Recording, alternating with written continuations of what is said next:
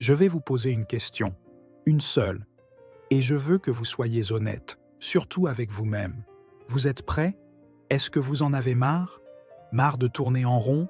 Marre de vous réveiller chaque matin avec ce poids sur la poitrine, ce sentiment diffus de vide, ce bruit sourd dans la tête qui répète inlassablement « Ce n'est pas la vie que je voulais ». Est-ce que vous en avez assez de ce sentiment d'échec silencieux qui vous suit partout, comme une ombre? De ce découragement, ce désespoir muet que personne ne voit, mais que vous ressentez à chaque souffle? Parce que moi, je connais ça. Je connais cette sensation de vide, ce moment où tout semble s'effondrer, où plus rien n'a de sens, où même se lever devient une épreuve, où l'on regarde sa vie comme on regarde un champ de ruines, et on se dit « Comment j'en suis arrivé là ?» Mais aujourd'hui, je suis ici pour vous dire que tout peut changer, en une semaine.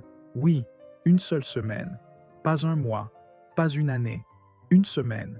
Et avant que vous ne vous disiez « c'est impossible », laissez-moi vous emmener dans ce voyage. Laissez-moi vous raconter les habitudes extraordinaires qui ont changé ma vie en 7 jours. Pas parce qu'elles sont magiques, mais parce qu'elles sont vraies, parce qu'elles sont puissantes, parce qu'elles réveillent ce qu'il y a de plus beau, de plus fort, de plus vivant en nous, notre volonté de renaître. Le premier jour, je me suis assis, en silence. Pas de musique, pas de téléphone, pas de distraction. Juste moi, avec moi-même. C'était brutal, inconfortable, mais nécessaire. Vous savez, on passe notre vie à fuir ce face-à-face. On se noie dans les écrans, dans le travail, dans les sorties. Mais quand on s'arrête vraiment, on se rend compte de tout ce qu'on n'a jamais voulu voir, nos peurs, nos regrets, nos blessures non cicatrisées. Ce jour-là, j'ai écrit. J'ai tout balancé sur le papier, les vérités les plus laides, les rêves abandonnés, les douleurs enfouies. Et pour la première fois, j'ai senti que je respirais. Vraiment. Je ne parle pas de sport intense, je parle de bouger, marcher, respirer profondément, sentir son cœur battre, se reconnecter à ce corps qu'on a trop longtemps ignoré. Ce jour-là, j'ai marché pendant 1 heure, sans but précis. Et à chaque pas, j'ai répété « Je suis en vie, je suis là, je suis capable ». Une phrase simple, mais un pouvoir immense. Le corps, c'est la base. Si vous traitez votre corps comme un ennemi, il ne pourra jamais être le véhicule de votre transformation. Ce jour-là, je me suis levé et j'ai bu un grand verre d'eau. C'est tout. Mais je l'ai fait avec conscience, avec gratitude. Et puis, j'ai mangé un fruit, lentement, en me disant que ce geste était un acte d'amour pour moi. Ce que vous mettez dans votre corps influence votre énergie, vos pensées, vos émotions. On ne construit pas une vie nouvelle avec du carburant qui vous détruit.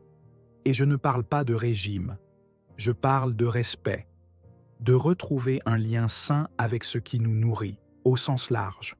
Ce matin-là, je me suis levé 30 minutes plus tôt, juste pour moi, pas pour répondre à des mails, pas pour courir, pour être. J'ai médité, j'ai lu 2 pages d'un livre inspirant, j'ai respiré profondément. Vous n'imaginez pas le pouvoir que vous avez en décidant de comment commence votre journée. Ce moment vous appartient. Il ne devrait pas appartenir aux urgences, aux autres, au stress. Ce jour-là, j'ai commencé à parler autrement, pas aux autres, à moi-même. J'ai écrit sur un carnet « Je suis capable de transformer ma vie. Je mérite la paix. J'ai le droit de recommencer, aussi souvent que nécessaire. » Les mots que vous répétez deviennent votre réalité. Votre cerveau les enregistre et votre corps les suit. Arrêtez de vous dire « Je suis nul, je n'y arriverai jamais ». Vous êtes en train de vous tuer à petit feu. Ce jour-là, j'ai appelé une personne à qui je n'avais pas parlé depuis longtemps et j'ai dit la vérité. J'ai besoin d'aide. Rien que ça. On croit qu'on doit tout affronter seul. C'est faux. L'isolement est un poison lent. Ce n'est pas un signe de faiblesse de demander du soutien. C'est un acte de courage. Et j'ai découvert ce jour-là que nous sommes entourés de trésors humains. Il suffit d'oser tendre la main. Le 7e jour, je me suis posé une seule question. Quelle est la plus petite action que je peux faire aujourd'hui pour me rapprocher de la vie que je veux? Pas un plan à 10 ans, pas un rêve irréaliste, juste une action. Une. Et je l'ai faite. Et le lendemain aussi. Et encore aujourd'hui. Parce que repartir de zéro, ce n'est pas tout raser. C'est choisir. Choisir de ne plus attendre. Choisir d'avancer, même un peu. Mais chaque jour. Mes amis, je ne suis pas un surhomme. Je n'ai pas de super pouvoir. Je suis comme vous. J'ai connu la chute, le doute, la douleur.